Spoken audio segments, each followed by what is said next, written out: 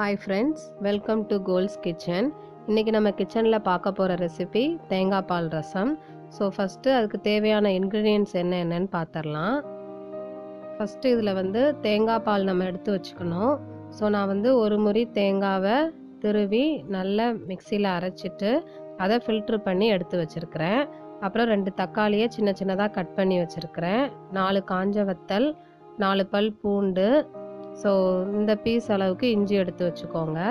1 spoon மிளகு, 1 spoon ஜீரகம், 1/2 spoon அளவுக்கு சோம்பு.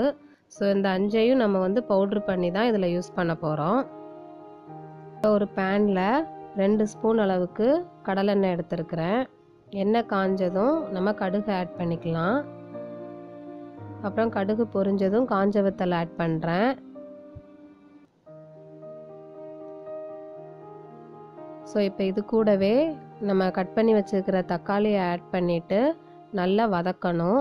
சிம்லே வச்சு ஒரு 5 to 8 மினிட்ஸ் நல்லா வதக்கிக்கோங்க. இந்த ரெசிப்பியை நம்ம ரசம் மாதிரி சாதத்தில் ஊற்றி கூட சாப்பிடலாம். இல்லை அப்படின்னா நம்ம இதை சூப் மாதிரி கூட குடிக்கலாம். ரொம்ப டேஸ்ட்டாக இருக்கும். ஸோ இப்போ சளி, இருமல் இல்லை காய்ச்சல் இருந்தால் கூட இந்த இதை குடித்தா நமக்கு சரியாயிரும்.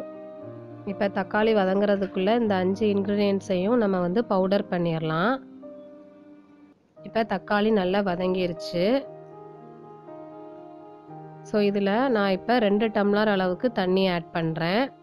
ஆக்சுவலி 3 டம்ளர் ஆட் பண்ணணும். பட் நம்ம 1 டம்ளர் தேங்காய் பால் எடுத்து வச்சுருக்கோம். லாஸ்ட்டாக அதை ஆட் பண்ணிக்கலாம்.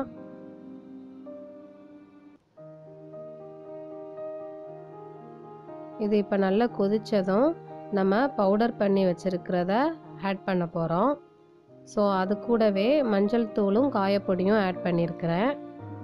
ஸோ இதை நல்லா மிக்ஸ் பண்ணி விட்டுட்டு ஒரு 2 மினிட்ஸ் கொதிக்க விட்டுறலாம்.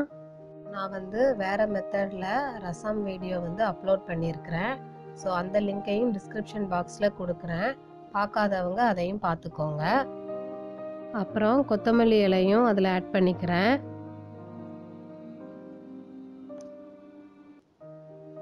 ஸோ இப்போ இது நல்லா கொதிச்சிருச்சு. ஸோ இப்போ ஸ்டவ்வை ஆஃப் பண்ணிவிட்டு தேவையான அளவு கல் உப்பு ஆட் பண்ணுறேன். உப்பு ஃபஸ்ட்டே ஆட் பண்ண வேண்டாம்.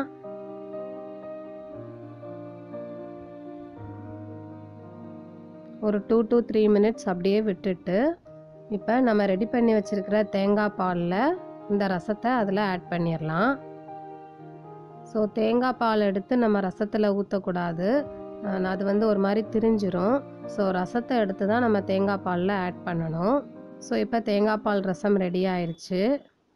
ஸோ ஃப்ரெண்ட்ஸ், நீங்களும் இதை வீட்டில் ட்ரை பண்ணி பாருங்கள். இந்த வீடியோ பிடிச்சிருந்தா லைக், ஷேர், சப்ஸ்கிரைப் பண்ணுங்கள். நெக்ஸ்ட் வீடியோவில் மீட் பண்ணுறேன். தேங்க்யூ.